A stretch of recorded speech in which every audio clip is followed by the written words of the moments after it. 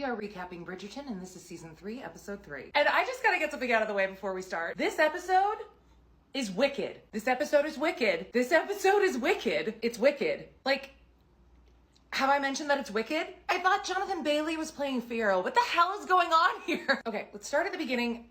Colin had a spicy dream about Pen. Good. Be humbled, you European sex freak. Update on my assessment of Francesca. I still feel like she could be for the girls, but I'm also 99% sure at this point that she's neurodivergent AF. Takes one to know one. When asked who she'll dance with first, she takes it super literally and says, I don't know, I guess I'll just go alphabetically. It's the most non-neurotypical thing I've ever seen. Colin comes into breakfast and is like, yes, I had 0 erotic dreams about my platonic friend, Penelope. Nailed it. They didn't suspect a thing. Good. This suffering is good. By the way, she falls first, he falls harder. It's one of my all-time favorite tropes, so let's go. The Queen and Lady Danbury are picking out suitors for Francesca, and of our Lord Debling, Lady Danbury says he seems to spend half of his time devoted to nature and the other half talking about it, and maybe I've been playing too much Baldur's Gate, but I was like, really?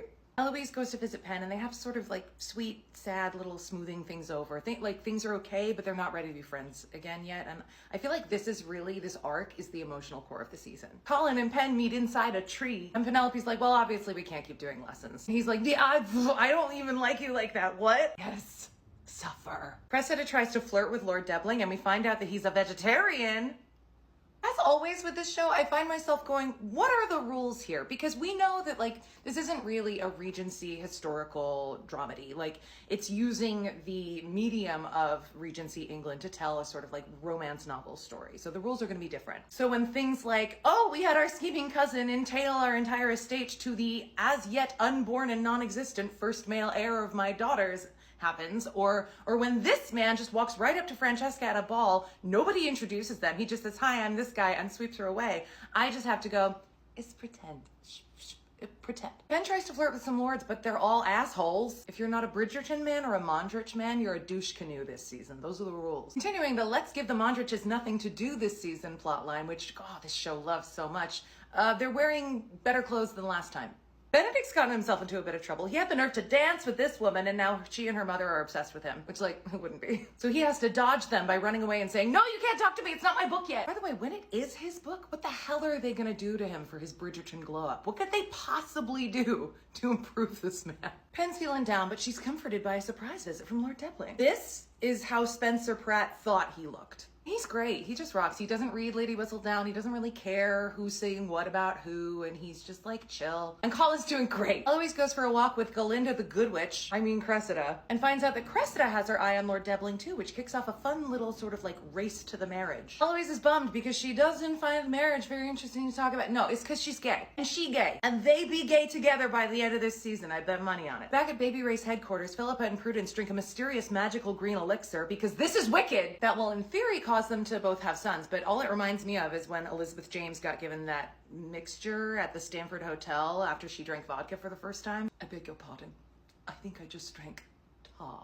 At the hot air balloon showing, Colin follows Penelope into the dessert tent and stares longingly at her oral interaction with some icing. Excellent yearning, Colin. Very good. We're getting there. We're getting there. Cressida pretends to like birds to get Lord Debling to like her, and Pen pretends to like grass. Ugh, it just reminds me of college. Oh my god, I love playing Grand Theft Auto and drinking lukewarm IPAs. You're so funny. Oof. The Mondrich is something, who cares? Benedict meets Madame Morrible. A sexy widow who's very headstrong and independent, and you can tell because she tells off a whole room full of men because she knows more about appreciating balloons than they do. And Benedict is like, oh my god, what a perfect way to spend my time until my book starts. Prudence's EPA husband tries to make out with her and she does not like it because she's gay. Wait.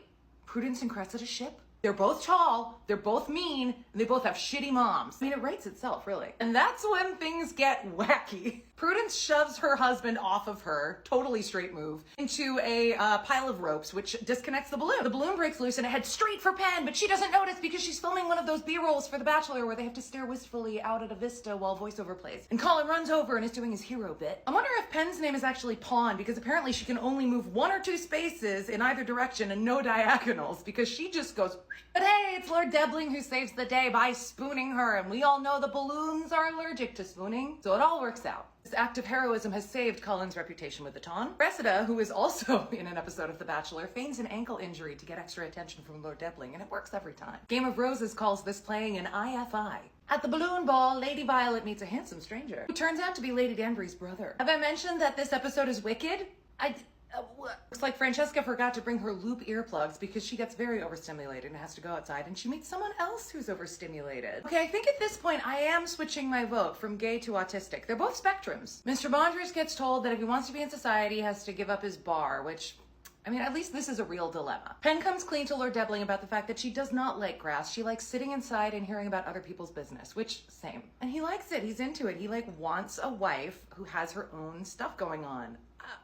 I like this guy. At the beginning of the season, Penn said she wanted a husband who was kind and would give her privacy.